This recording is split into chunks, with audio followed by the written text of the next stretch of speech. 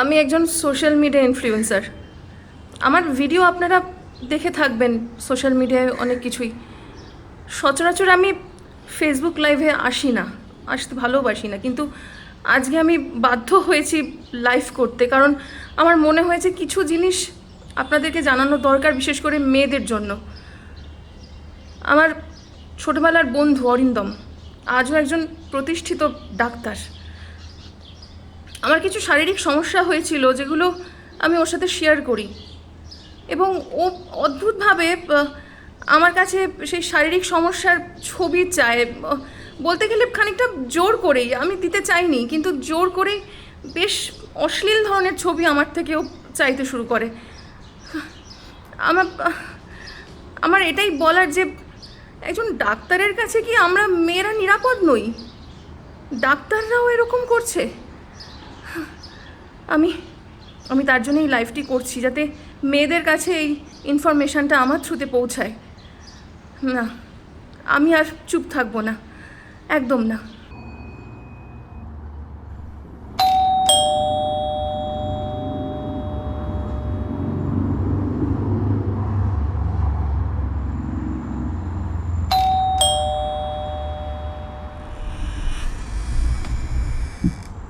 আমি অনিন্দিতা, ভাইরাল নিউজের সাংবাদিক। হ্যাঁ, ফোনে কথা হয়েছিল। আচ্ছা। মৌ আছে? হ্যাঁ, ভেতরে আসুন।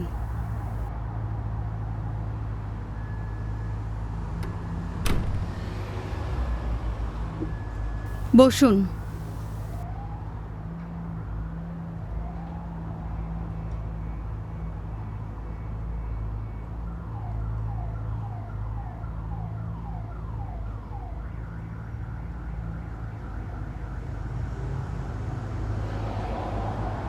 মৌ, তোমায় দেখে খুব অসুস্থ মনে হচ্ছে।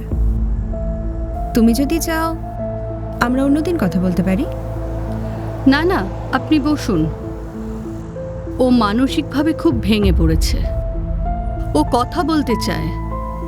ও চায় মানুষরূপে যে জানোয়ারগুলো আছে তাদের মুখোশটা টেনে ছিঁড়ে দিতে। আমি যে সংবাদ মাধ্যমের হয়ে কাজটা করি তারা কিন্তু একটা সর্বভারতীয় সংবাদ মাধ্যম। মানে তোমার সাক্ষাৎকারটা সম্প্রচারিত হলে সেটা জাতীয় খবর হতে পারে। সেক্ষেত্রে কিছু মানুষের জীবন ধ্বংস হয়ে যেতে পারে। তাই আমি কিন্তু তোমায় কোনো সহজ প্রশ্ন করব না, বরং আমি তোমায় এমন কতগুলো প্রশ্ন করব যার উত্তর দিতে তোমার অস্বস্তি বোধ হতে পারে। তুমি যদি মানসিকভাবে প্রস্তুত না থাকো, আমি অন্যদিন আসতে পারি। না, আমি একটা মেয়ে হয়ে যদি এই অন্যায়ের প্রতিবাদ আজ না করি, আরও অনেক মেয়ের ক্ষতি হয়ে যাবে। আমি ইন্টারভিউ দেব।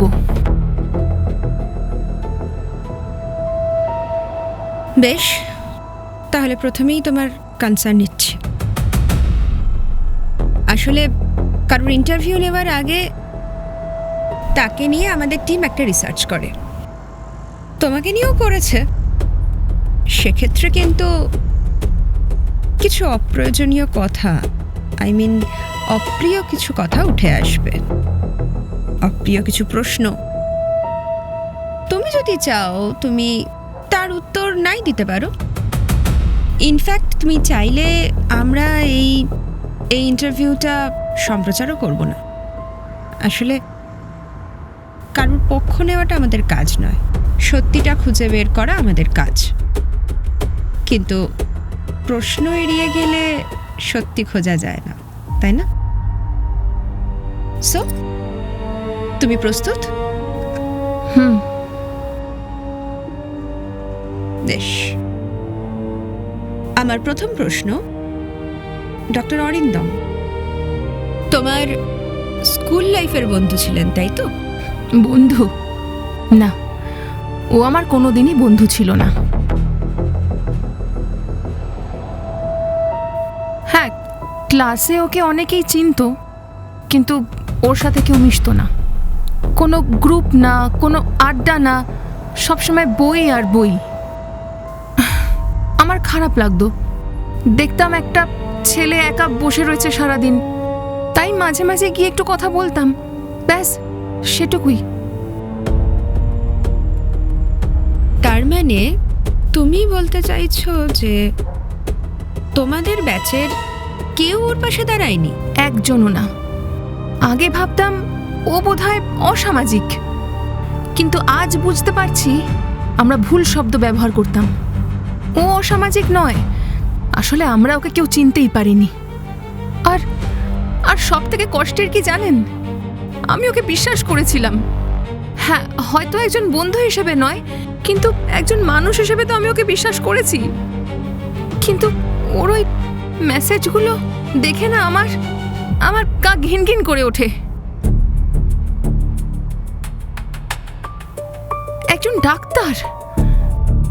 একজন ডাক্তার কি করে পারে বলুন তো? আমি এখনো সেটা ভাবি। মৌ, এই ছবিটা তোমার? দেখো তো। কিন্তু এই ছবি তো আমি ডিলিট করে দিয়েছিলাম। ডিলিট করেছো, কিন্তু তার আগের 24 ঘন্টা এটা পাবলিক ছিল। মৌ একজন ইনফ্লুয়েন্সার, অ্যাকাউন্ট ওপেন, তাই পৃথিবীর যে কেউ এটা দেখতে পেত। এই ছবিটা দেখার পরে সাধারণ মানুষের তরফ থেকে একটা প্রশ্ন উঠতেই পারে যে যে ব্যক্তি স্বেচ্ছায় সোশ্যাল মিডিয়ায় নিজের নাভির ছবি পোস্ট করতে পারে, সে চিকিৎসার প্রয়োজনে ডাক্তারের কাছে ছবি পাঠাতে আপত্তি করে কেন? না মানে আমি বলছি না প্রশ্নটা ঠিক, তবে এরম প্রশ্ন তো উঠতেই পারে। সেক্ষেত্রে তোমার জবাব কি হবে? আপনারও তাই মনে হয়? আমার ফেসবুকের চ্যাট আর ব্যক্তিগত চ্যাট এক জিনিস। আমি যদি আজ সাঁতার কাটতে নামি, তাহলে রাস্তায় দাঁড়িয়ে যে কেউ আমার শরীর নিয়ে প্রশ্ন করতে পারে। আমি যদি কোনো পোস্ট করি ছবি, তাহলে সেটা দেখে যে কোনো ডাক্তার আমার থেকে ব্যক্তিগত ছবি চাইতে পারে। আমার শরীরের ওপর শুধুমাত্র আমার অধিকার থাকবে, ডাক্তারের নয়। গুড, এটা খুব ভালো ডিফেন্স। কিন্তু সেক্ষেত্রে আরেকটা নতুন প্রশ্ন আসে, যদি তাই হবে তাহলে তোমরা ওই পোস্টটা ডিলিট করলে কেন? ঘটনার ঠিক পরপর? ও করেনি, আমি করেছি। কেন? ও মানসিকভাবে খুব ভেঙে পড়েছিল। আমি ভেবেছিলাম খারাপ খারাপ কমেন্ট আসবে, তাই ডিলিট করেছি। কিন্তু আপনি ওই ছবিটা পেলেন কিভাবে? খুব সহজ। তোমার ধারণা নেই ব্যাপারটা ঠিক কতটা বড় হয়েছে। 24 ঘন্টায় ওর প্রোফাইলে প্রায় 30 লক্ষ মানুষ ভিজিট করেছে, অসংখ্য মানুষ ডাউনলোড করেছে, স্ক্রিনশট নিয়েছে। যে কেউ এই ছবিটা পেতে পারে।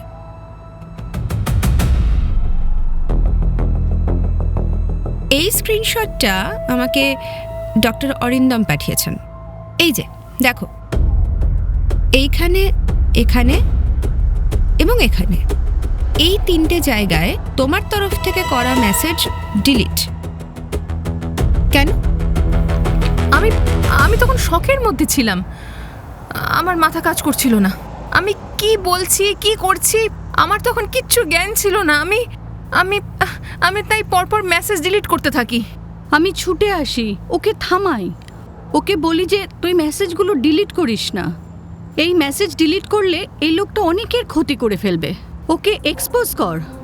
বেশ, বুঝলাম, কিন্তু আমাদের সাংবাদিকদের একটা সমস্যা আছে। আমরা না সব কথা ওরমভাবে সত্যি বলে ধরে নিই না, প্রমাণ খুঁজি। আচ্ছা মৌ, তোমার ফেসবুক প্রোফাইলে দেওয়া রয়েছে তুমি একজন আইটি কোম্পানিতে HR, রাইট? কিন্তু তোমার পোস্ট করা ছবি, সেখানে দেখা গেছে ডিজাইনার পোশাক, ব্র্যান্ডেড ঘড়ি, লাক্সারিয়াস ব্যাগ। এবার মানুষের মনে প্রশ্ন আসবেই যে তোমার এই ধরনের জীবনযাত্রার খরচটা ঠিক কিভাবে? আমি জানতাম এই প্রশ্নটা আসবে। একটা মেয়ে যখন আর্থিকভাবে সাবলীল হয় সমাজে, তখন প্রথমেই তার চরিত্র বিচার করা হয়, তার পরিশ্রম না। আমি শুধু এইচআর নই, আমি একজন ইনফ্লুয়েন্সারও। ব্র্যান্ড প্রমোশন করি, কোলাবোরেশন করি, আমার সেখান থেকেও ইনকাম আছে। বেশ, তার মানে তুমি বলতে চাইছো যে তোমার এই আর্থিকভাবে স্বাবলম্বী হওয়ার উৎসটা শুধুমাত্র তোমার এইচআর নয়, ইনফ্লুয়েন্সার হওয়ার কাজটাও, তাই তো? 100%। বেশ, একদম ঠিক বলেছ। আর সেই কারণেই আমাদের আরেকটু বেশি স্বচ্ছ থাকতে হবে, কারণ মানুষ তো প্রশ্ন করবেই, আর মানুষের প্রশ্নের উত্তর দিয়েই সে প্রশ্ন থামাতে হবে, তাই তো?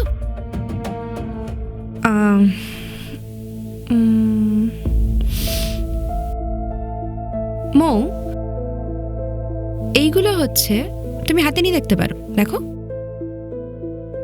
এগুলো হচ্ছে রিসেন্ট, মানে গত 3 মাসের কিছু হোটেল বিলস।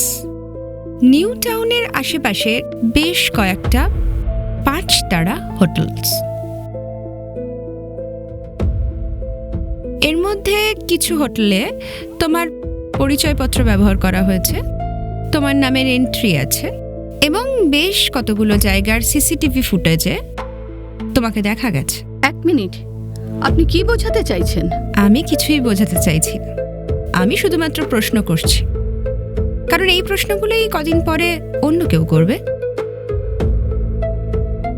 এই সিসিটিভি ফুটেজগুলোতে দেখা যাচ্ছে তুমি বিভিন্ন সময় বিভিন্ন পুরুষের সঙ্গে বেশ কয়েকবার এই হোটেলগুলোতে গেছো।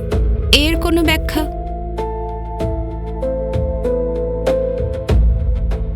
আমার ব্যক্তিগত জীবন নিয়ে কারোর কিন্তু কিছু বলার অধিকার নেই। নিশ্চয়ই একমত, কিন্তু তুমি এখন তো আর এখন শুধুমাত্র একজন ব্যক্তি নও, তুমি এখন এমন একজন ব্যক্তি যার কথায় অন্য মানুষের জীবন ভেঙে গড়ে যেতে পারে। মৌ, এইটা একটু দেখো। এইটা হচ্ছে ডক্টর অরিন্দমের সঙ্গে তোমার পুরোপুরি চ্যাট, একটা লাইনও বাদ নেই।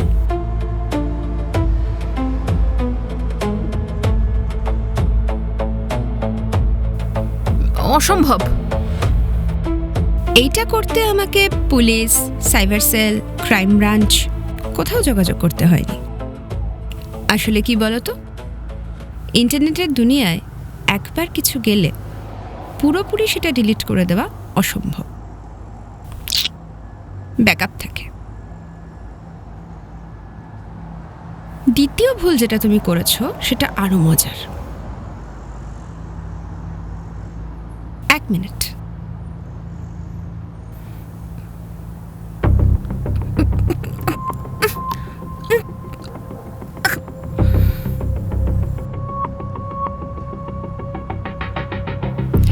এটা রাতে না ঘুমানো বা দুশ্চিন্তার চোখের কালি নয়।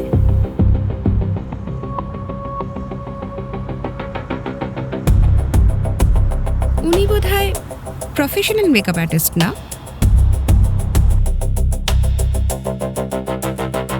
অপশন নিয়ে কথা বলি? আমার যে বোঝান, আমার বোঝা হয়ে গেছে। ভিকটিমটা তুমি নও, ডক্টর অরিন্দম। আমরা পরিষ্কার বুঝতে পারছি যে তুমি ডক্টর অরিন্দমকে চ্যাটে জানিয়েছো যে তোমার নাভির চারপাশে অ্যালার্জি হয়েছে। তুমি নিজেই ছবি পাঠিয়েছো। উনি শুধুমাত্র রোগ বোঝার জন্য ক্লোজ আপ চেয়েছেন এবং তারপর তোমাকে একজন চর্মরোগ বিশেষজ্ঞের কাছে রেফারও করেছেন। আর একটা কথা যেটা উনি বারবার বলেছেন, যে হোয়াটসঅ্যাপে এইভাবে চিকিৎসা করা সম্ভব নয়, ঠিকও নয়। কিন্তু তুমি স্কুলের বন্ধু বলে উনি উত্তর দিয়েছেন, তাই তো? এরপরও ডক্টর অরিন্দম চাইছেন খুব শান্তভাবে, ভদ্রভাবে ব্যাপারটা মিটিয়ে নিতে। উনি কিন্তু তোমার এগেনস্টে খারাপ কিচ্ছু করতে চাইছেন না।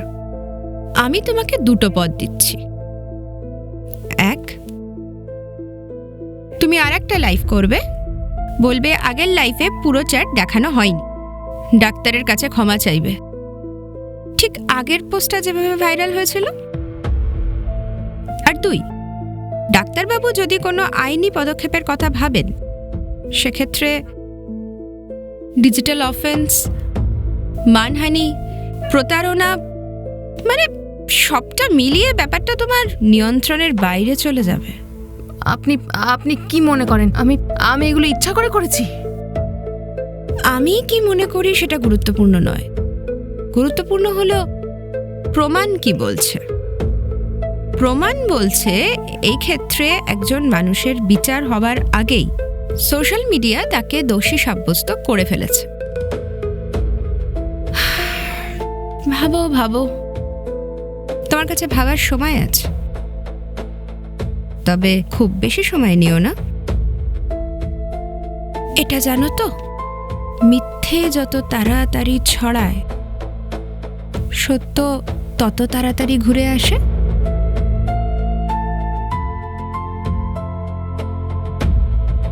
মৌ, একটা কথা কি জানো? সোশ্যাল মিডিয়া কাউকে নায়ক বানায় না, কাউকে খলনায়কও বানায় না। সোশ্যাল মিডিয়া শুধুমাত্র একটা মানুষের মুখকে দ্রুত সামনে নিয়ে আসে।